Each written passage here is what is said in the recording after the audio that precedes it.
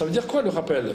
Vous savez, quand on a parlé de salat, si vous vous souvenez, on a dit, les ulama vous disent yabda'u al-insanu hamilan wa yantahi mahmoula.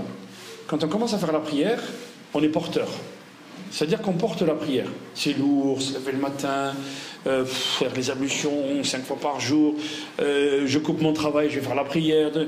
Ok, ça c'est au début. Mais quand tu fais la prière, tu fais la prière, tu fais la prière, tu fais la prière, à un moment donné, la prière, ça sera ta respiration. C'est-à-dire que quand tu arrives à l'asr et que tu n'as pas fait l'asr, tu es mal, tu n'es pas bon. Là, il y a quelque chose dans ton cœur qui... Pourquoi? Parce que tu as ce lien avec Allah. Vous voyez? Et ça s'entretient comme ça. Alors, juste une remarque. Al-qalb, en arabe. Vous savez pourquoi il s'appelle Al-qalb? Parce que... Vas-y, Naïm. Barakallahu fik. لأنه يتقلب. يتقلب, ça veut dire il tourne, il change. سمي القلب بالقلب لأنه يتقلب.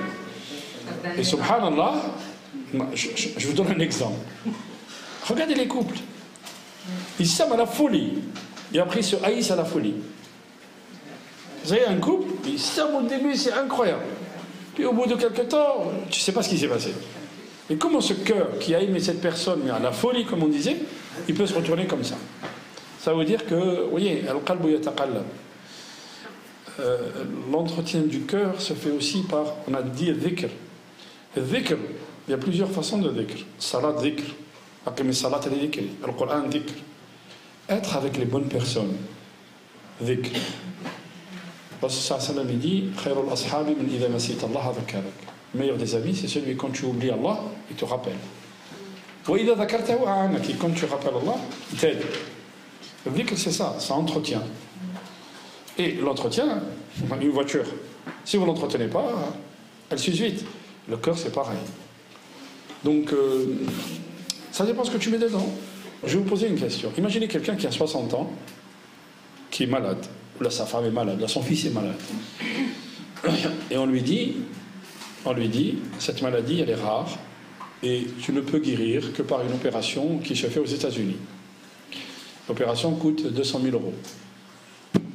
Le gars, il a un appartement, là, une maison. Pensez-vous qu'il va vendre la maison? Tout le monde dit, vous êtes tous d'accord? Il va vendre la maison. Ok. Pourquoi il vend la maison? Pour gagner quelques années de vie. On est d'accord? On est d'accord?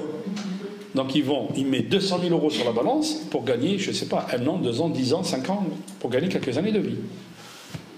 Ça veut dire quoi? Ça veut dire le temps de vie, il est plus important que l'argent. Vous êtes d'accord avec moi? On est d'accord? L'argent, comment tu mesures la valeur de l'argent? C'est que justement, quand tu es là, tu es malade. Ok. Donc pour gagner un peu de temps, il a dépensé 200 000 euros. Si quelqu'un rentre maintenant dans la salle, il prend une liasse de billets et il allume une allumette et il allume les 500 euros qu'il a en main. Vous dites quoi? Il est fou. Mehboul, malade mental. On est d'accord? Ok. Quand vous voyez quelqu'un... Et tout à l'heure, qu'est-ce que le premier exemple, on a dit? Le temps, c'est plus important que l'argent. Ok. Quand vous voyez quelqu'un 4 heures devant la télé, quand vous voyez quelqu'un 5 heures devant les jeux vidéo, quand vous voyez quelqu'un 2 heures au café, vous dites pas il est fou. Et vous voyez pourquoi notre cœur, il s'enlise, comme dit le prophète sallallahu alayhi wa sallam, le cœur, il peut rouiller, comme le hadith, comme le fer, il rouille. Il faut l'entretenir. Et l'entretenir, justement, c'est de connaître la valeur du temps. Allah subhanahu wa ta'ala va te demander le jour du jugement, chaque minute, ce que tu as fait. Et quand tu comprends ta relation avec Allah, tu n'as plus le temps de passer ton temps dans le futile. Il faut que tu sois actif tout le temps. Actif, ça veut dire que tu travailles. Si tu ne travailles pas, tu fais du sport, pourquoi pas. Tu te reposes, hein, réellement. Mais tu passes ton temps à ne rien faire pendant des heures, devant la télé pendant des heures. Ton cœur, il est en train de rouiller. Il faut l'entretenir. Et l'entretenir, justement, par le savoir. Ce matin, on disait l'ilm. Même Ali, il dit à son fils, Ya Bunay, il lui dit comme ça, Al-ilm khayrun min al-mal. Le savoir, c'est mieux que l'argent. Pourquoi? La science, le savoir, c'est lui qui te corrige, c'est lui qui veille sur toi. Quand tu connais tes limites, tu ne fais pas n'importe quoi. Vous voyez? Mais quand on ne sait pas, on fait n'importe quoi. والعلم يزكو بالعطاء والمال ينقص بالعطاء. العلم, la science, quand tu la diffuses, elle se propage, elle grandit, elle se développe. Mais l'argent, si j'ai 100 euros dans ma poche, si je donne 50 euros, j'ai moins d'argent dans ma poche. Alors que l'ilm, c'est... vous avez vu? Donc, au lieu de passer du temps dans le futile, il faut apprendre. Il faut passer son temps à apprendre. Et... كلما كما قال الشاعر كلما تعلمت كلما ازددت يقينا بجهلي.